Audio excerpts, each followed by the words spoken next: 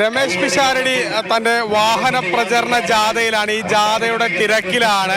രമേശ് പിഷാരടി നമ്മളോടൊപ്പം ചേരുന്നുണ്ട്. നമുക്ക് അദ്ദേഹത്തോട് കഴിഞ്ഞ ദിവസം മോദി അടക്കം വന്ന പല കാര്യങ്ങളും ഉണ്ടായിരുന്നു, ഒക്കെ ചോദിക്കാം. പിഷാരടി, കഴിഞ്ഞ ദിവസം മോദി ഇവിടെ എത്തിയിരുന്നു. മോദി പല കാര്യങ്ങളെ കുറിച്ച് വാചാലിനെ കുറെ ഗ്യാരണ്ടി ഇവിടുത്തെ കർഷകർക്കും സാധാരണക്കാർക്കും ഒക്കെ നൽകിയിട്ടുണ്ട്. എന്താണ് പറയാനുള്ളത്?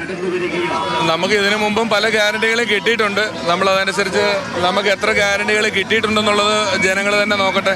ഈ സ്ത്രീ സുരക്ഷയെ കുറിച്ച് പരാമർശിച്ചപ്പോഴോ അദ്ദേഹം രാഹുൽ മാങ്കൂട്ടത്തിലും പ്രക്ഷോഭനെയും പറ്റിയൊക്കെ സംസാരിച്ചിരുന്നു.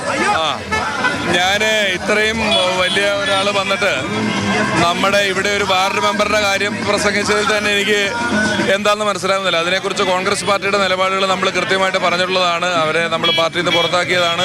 പോലീസ് കേസ് അന്വേഷിക്കുന്നുണ്ട്. കേസ് നടക്കട്ടെ, കാര്യങ്ങൾ തെളിയട്ടെ.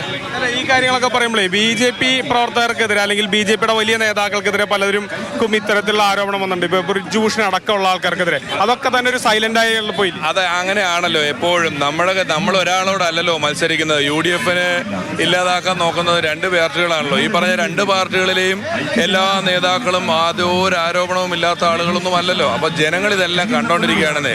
അപ്പോൾ ഒരു പ്രചരണാർത്ഥം വരുമ്പോൾ അത്തരത്തിലുള്ള കാര്യങ്ങൾ എന്തും പറയാം. ഈ പരസ്യങ്ങൾ അങ്ങനെയാണല്ലോ. പരസ്യങ്ങൾക്ക് നമ്മൾ എന്ത് അതിശയോക്തിയും പറയാൻ സാധിക്കും. അങ്ങനെ കരുതിയാൽ മതി അതിനെ. കാരണം കോൺഗ്രസ് പാർട്ടി എല്ലാ കാലത്തും നിലപാടുകൾ എടുത്ത പോലെയൊന്നും മറ്റു പാർട്ടികൾ പലതും എടുത്തിട്ടില്ല എന്നുള്ളത് ജനങ്ങൾ കണ്ടുകൊണ്ടിരിക്കുന്ന കാര്യമാണ്.